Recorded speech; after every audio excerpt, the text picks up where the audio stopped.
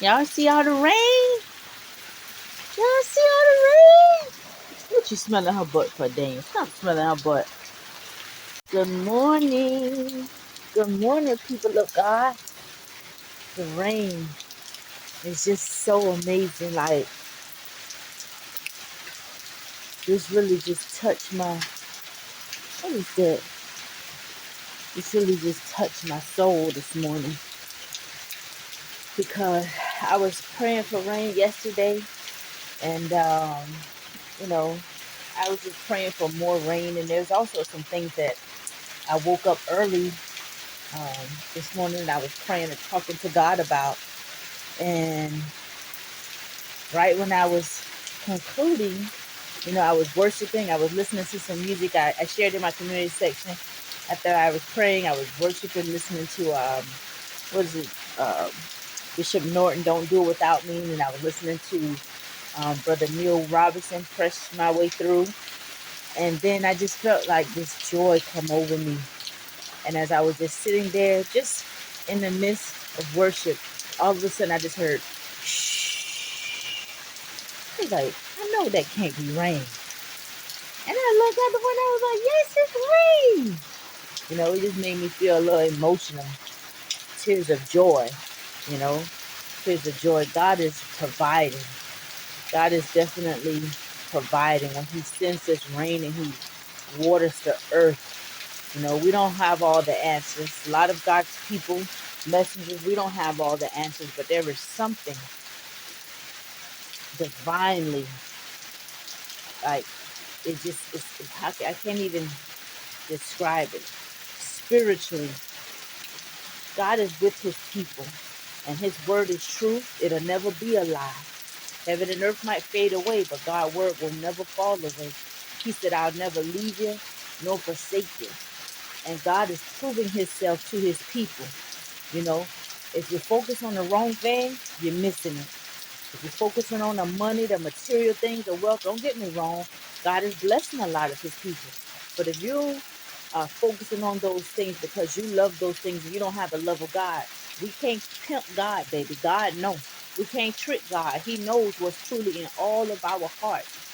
If you truly is focusing on spiritual things, the Father, you want to do good in the earth. You want folks to come together. You want to learn how to you have a you want people who are down to be able to come up. You want people to be united. You want people to be in love. You know, you feel it. It's a feeling, and I know what I'm saying may not make sense to some, but there's somebody who get it. It's a feeling. It's a connection. You can feel God working in the earth. You can feel that there are forces behind the scene working to make all things work out for the good of those of us who love the Lord. God is at work on behalf of His people. And He wants many of us, He just wants us to relax and trust Him. He got it. Relax and trust Him. He got it. And it may sound easier said than done sometimes because, I know, baby, stop.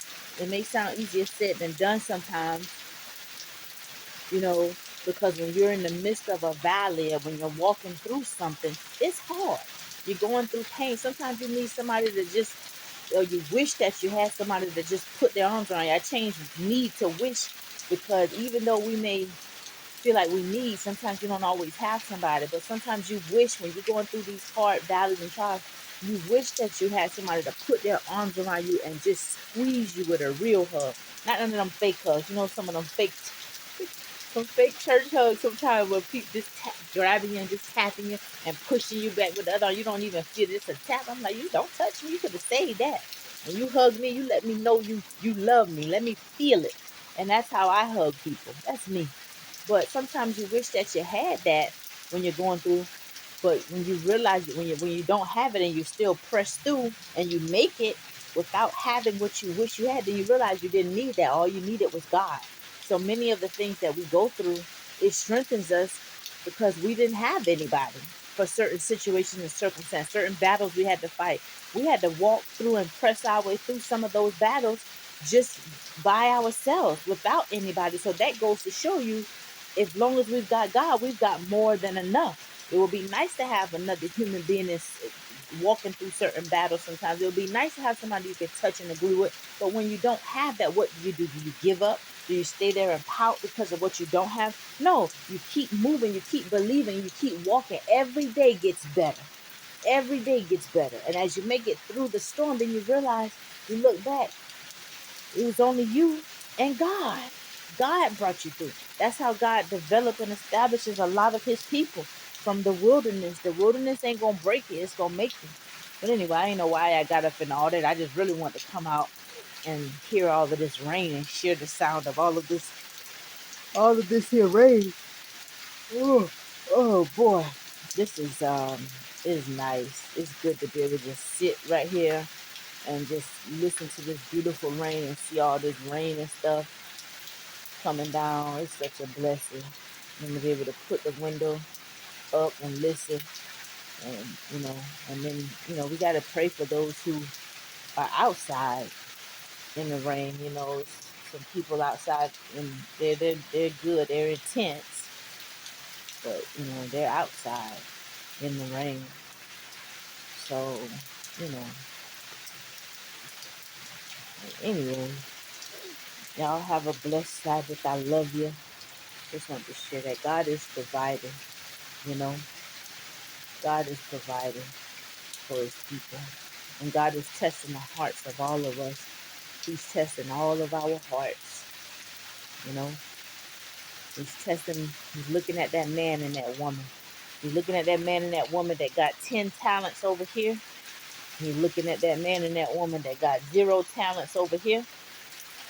And he's observing to see how that man, when that woman with that 10 talents is treating that man and that woman with that 0 talents. Because technically it only take 1 talent to survive. So that man and that woman with that 10 talents, God is testing them to see if they're going to take 10 talents and divide it and keep 5 and give their brother and sister 5, or maybe keep 6 and give their brother and their sister 4, because they know they can survive for a year with just 1 talent. So that then they didn't gave them 4 years. Now they got their 6 talents. They still making it, and they can go and get more talents. And then they brought their brother and their sister up. Now their brother and their sister can survive as well, and also get on their feet and recover and thrive and go and start making them some talent. So now they got time to cover them.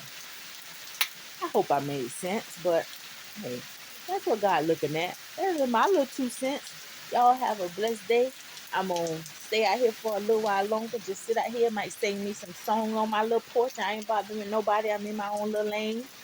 Then I'm gonna go inside and put my window up and relax myself. It's beautiful out here with all this rain. I watered my the day that I saw that snake, I watered my garden. So that would have been the 3rd time that I watered my garden. Me. I didn't take care of that garden. God did. And those who are farmers can tell you that garden, I wouldn't really say piss poor, but that was a slack garden. And what I mean by that is I didn't till it. That was that same dirt from last year. All I did was just throwing stuff in there, just throwing eggshells and stuff in there.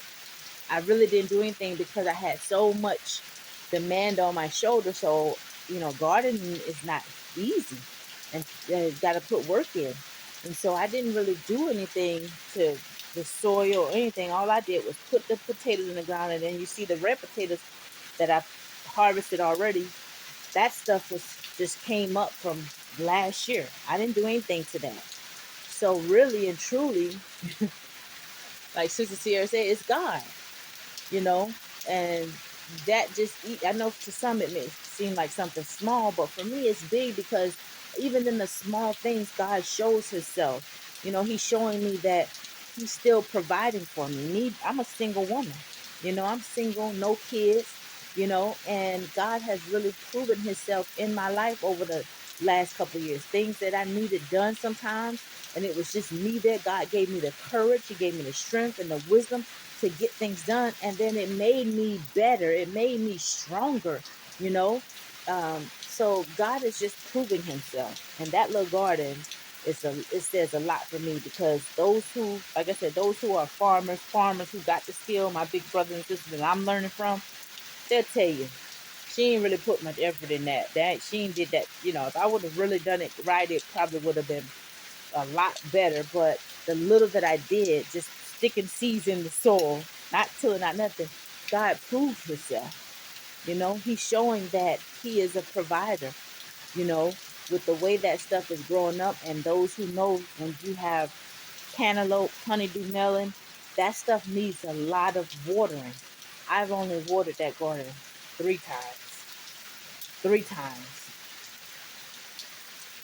I did not water that garden. And the fact that it's got cantaloupes that's just about ready to, well, one that's just about ready to be harvested, and three others, two that just keep popping up. One popped up the other day I showed you on the camera. So more is still popping up. I didn't expect all of that from one little vine, you know. So that just, like I say, I know it might be small for some people, but for me, it means a lot. Even when I first started raising chickens, and I went out to that coop, as I normally do, go out check on my chickens, and when I saw my first shiny brown golden egg, I was like, oh my God. And then I went to look in another nesting box, and I saw another. I think the first time I collected eggs, I collected like four of them, 3 or 4 of them laid on the same day. And when I collected them, I was like, they were small because they were their first egg. And then I went out the next day, they laid another, and they were much bigger. And when I collected those eggs, the first time I ever collected those eggs, and I held them in my hand, I was in the backyard, and tears just started rolling down my eyes.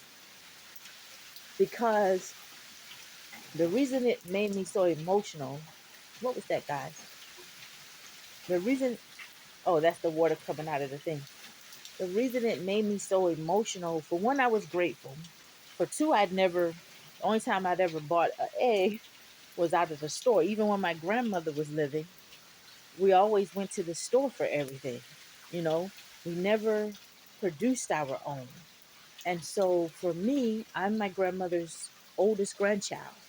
I'm the eldest, even though, I'm grown, but I'm still a baby.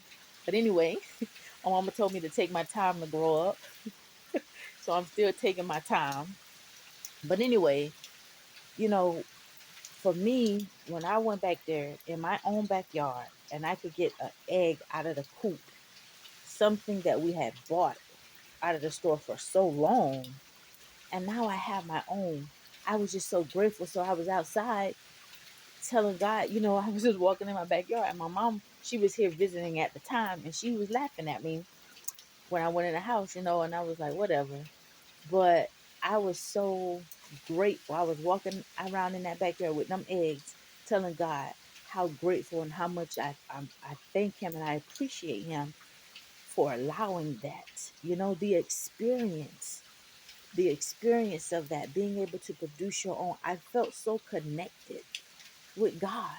And even when I go and get, even last year when I got my sweet potatoes out of the red potatoes, when I harvested those last year, they were small. Many of you saw the video, but it was so much. It was a lot, and I ate every last one of those sweet potatoes. And baby, they were delicious. They were small, but they were delicious, and I was so grateful for that, to be able to put a seed in the ground and to see that thing come up and produce something that you can put back in your body that's so much healthier for you than a lot of the things that we are eating today.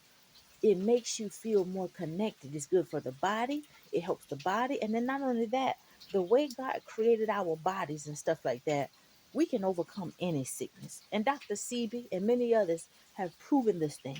We can overcome any sickness with with the natural resources that God has placed in this earth here.